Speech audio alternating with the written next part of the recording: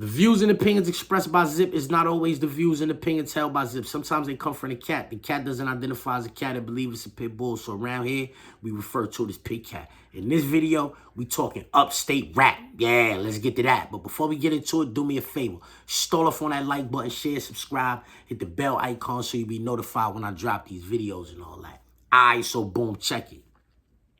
Conway just dropped a freestyle. I already thought it was over for Griselda, but this freestyle might have been like the nail in the coffin for real. Griselda might be done. Conway say on the freestyle something like, at a meeting with Hove, he told Dog, give your brother a piece. I seen it in his eyes right there. He ain't want me to eat.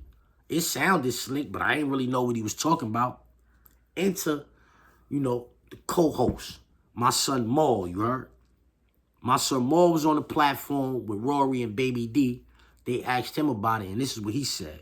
One of the main reasons why there was kind of like a split in Griselda was because Westside Gun didn't want to give Benny and Conway 5% of Griselda, so 10% and let them split 10%, which is something that Jay-Z had kind of like suggested in a meeting with them, and Gunn said no, he didn't want to do that, which to me was shocking. When I first heard about that, I was like, word? Like, now don't get it twisted, Gunn, he definitely curated the whole Griselda thing. He got it lit, got it popping, but Griselda is not Griselda without the three of them. I agree. So when you say 10%, that's nothing. And we're family for real, like brothers and cousin. Like, that was a little shocking. And I never spoke on it because obviously that's something that I guess, they didn't want to be public knowledge. So I wasn't going to be the person to speak about that. But Conway, obviously, Right. Conway done said something now. And so that's that. At a meeting with Hove, he said, Dog, give your brother a piece. I seen it in his eyes right there. He ain't want me to eat. Here go Maul. Hove said, give your brother and your cousin 10% of your company. They're going to split it 5-5. And Son ain't want to do that. Without Conway and Benny, there is no Griselda. I don't care who money started that company. On his own time, Westside Gun is not nice enough to have accumulated the wealth that he has accumulated on his own time. Rapping on his own, you heard? They say he took a bunch of money out the streets, went to the feds, whatever, flipped it, did some rap shit. He did him. He pulled one of the most vicious plays in New York. I got to give it up. I remember I seen somewhere one time where it say boy was worth, either that shit said $4 million or $5 million. And I'm saying, know what I mean? Nigga coming from the trenches, nigga worth $4 million, $5 million. You look it up now, I don't know what it say, but I remember before I looked it up, it said something like $4 million or $5 million.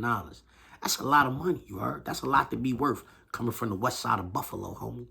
You know what I'm saying? He pulled one of the most vicious plays. Nigga came home from jail and got filthy rich on niggas. No wonder. No wonder he got filthy rich on niggas. You ain't gonna get them niggas a piece of that? Without Benny and Conway rapping their ass off, Westside Gun don't accumulate all that wealth, son. Griselda is not popping without Conway and Benny, homie. In my opinion, Westside Gun can't even rap that good. I can't stand the way that nigga rap, actually, you heard? But my opinion of a nigga shouldn't really even matter, you heard? If he put an album out, he got clientele. People gonna buy that. He drops some merch, people gonna buy that. My opinion of a nigga shouldn't matter, you heard? And niggas will try to say that. Like, if a nigga see this video and me saying, like, yo, that nigga can't really rap. Yo, who is this nigga? His opinion don't matter. So, when I say that's some sucker shit, not giving your brother and your cousin 10% of the company for them to split between the two of them, niggas shouldn't feel no way about my opinion when I say that was some sucker shit neither, because that is, in fact, some sucker shit, you heard? I don't care what nobody say. That is cold-blooded sucker shit. That's some jive-ass sucker shit like a Buffalo nigga would have said, you heard? Let's get to that. And now, 38 Spesh was on Bag Fuel. He said something about him, Benny, and Kiss being on the song. He feel like he had the best verse on the song.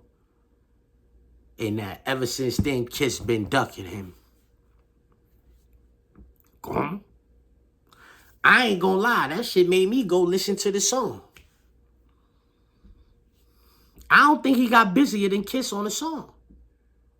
Me, I don't think he got busier than Kiss on the song, you heard? But that's my opinion. Again, my opinion shouldn't matter. These niggas will get on the internet and say, who is this nigga? His opinion don't matter. So when I say, in my opinion, that nigga is bugging, you heard? Yeah, you, Kiss ducking you. I really think that's a ploy for the nigga to get on the podcast. Because, like, think about it, right? Benny been on the podcast. He took Fuego with him. Conway been on the podcast. Stove Guard been on the podcast. Who else been up there? Few niggas from upstate that been on that podcast with Joe and Jada. A few people been on that podcast with Joe and Jada. Spesh ain't been up there. And when you talk upstate rap, before we get a West Side Gun, a Benny the Butcher, a Conway, there was a 38 Spesh. Let's get to that. As a nigga that's familiar with upstate New York because I was in the pen my whole life, like, I want to say 38 Spesh is the first nigga that Western New York, Buffalo, Rochester, Geneva, all of that shit over there. That's the first nigga who they was talking about, like, on a major level, rapping out of them areas. You heard 38 Spesh.